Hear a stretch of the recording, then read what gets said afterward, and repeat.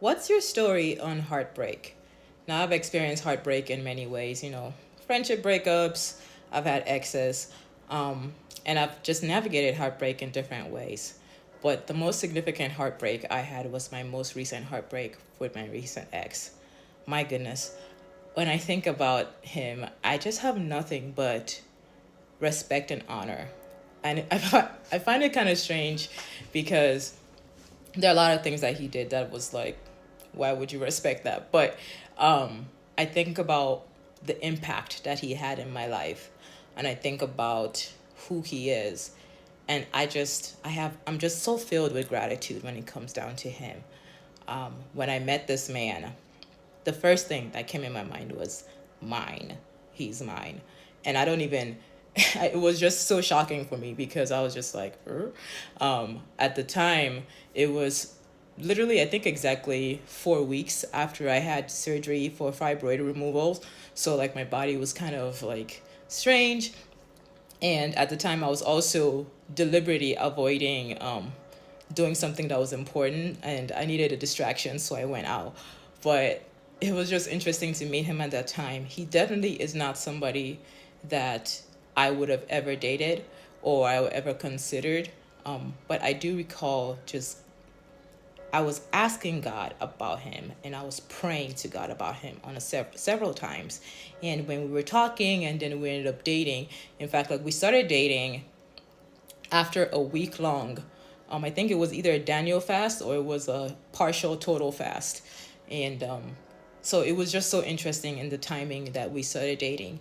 And then when we dated, there's just so many different lessons I learned. He mirrored me in so many ways. In fact, I think, not even I think, when we started dating, I was like, oh, I still have problems. I got to go to therapy. So it was just like meeting him and experiencing him was like, yeah, let me go to therapy and go get help because I still had problems. And prior to that, I remember for like a year or a year and a half, I was still like, oh, I think I should go to therapy, but no, I'm fine. I'm fine. I'm self-aware. I got this. I don't need to go to therapy. But actually being in a relationship with him, I was just like, yeah, I should go to therapy. I should definitely go get help. So that's one of the biggest impacts that he had in my life, just showing me a mirror. And I realize now that dating him helped me love myself in so many different ways. I never thought it was even possible to fall in love with myself more by being in a relationship with somebody. It was just, my goodness, I have nothing but respect and honor for him for that reason as well. Another reason is I used to have this deepest fear of being raped when I would um of being raped in my future again, and I was really afraid that my future husband would rape me. And just seeing how he honored my consent, my God, I what a gift he gave me. What a gift of freedom he gave me because he showed me that there was hope in letting go of fears. There was hope in having emotional and physical intimacy with someone. And physical intimacy with him was just interesting because it was just easy. And prior to him, I was abstinent for 3 years. So it was just kind of like so strange how my body was just like, okay. But gosh, I just think about so many different lessons with him. And even just the fact that I could sleep near him, my goodness, I was just like, what a gift. Because even now, I sleep with worship music going throughout the night. I have fireplace crackling sounds. I can't sleep in silence. There has to be some sort of noise.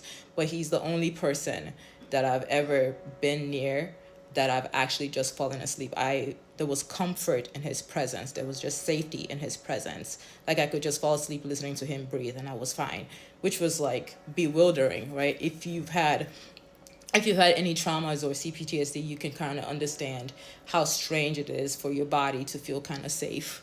So I was just like, my God, what a gift he gave me. He gave me so many different gifts. He showed me that it was possible to have intimacy and to have love in a comprehensive way and to not to be so afraid of what that would look like. And I was afraid. I was really afraid in my relationship with him, but I chose him every day, and there was just in my spirit, it was just like, be gentle with him, be gentle with him.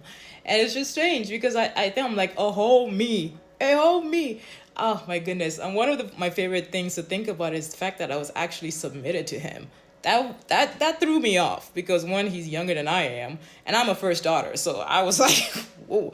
And so I'm Yoruba. One of the things that we do is we kneel for our authority figures, our elders, or so. But like, and now we're in America, so you don't need to be kneeling for people. So he is actually one of three people that I have knelt for in this country, and that still shocks me. Like, I'm just like, I can't believe, like, when I talk to God about him, I'm like, I can't believe that I literally knelt for him.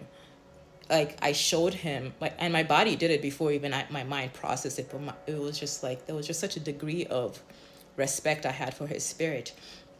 My goodness, I remember I was praying and I was talking to God. I'm like, how do you see this man? Like, who is he to you? Because a whole me is kneeling for him. And not just because I was singing to the mic, okay? But it's like a whole me is kneeling for him. And it was just so shocking. So when I think about this man, I have so much respect and honor for him in so many different ways. And it's not that he was perfect, obviously, he's my ex.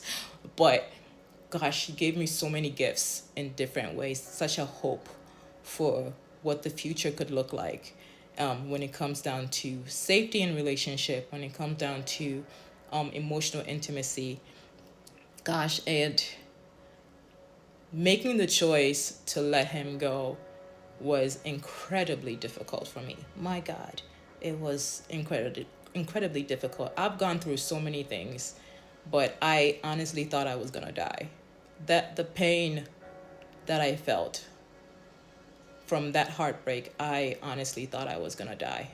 It I don't think I've heard myself wail to the degree that I was wailing. Honestly, I was wondering if my neighbors could hear me because I was just wailing. Oh my God, and I was just crying to God, and I was just like, my God, like, why did you allow this to happen?